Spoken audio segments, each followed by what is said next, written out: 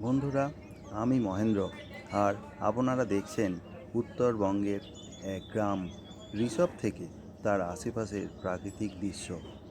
সত্যি উত্তরবঙ্গে যে এত সুন্দর গ্রাম আছে তা না গেলে জানা যায় না। এখান থেকে দেখা কাঞ্চনজঙ্ঘা সে এক উপরি পাওনা।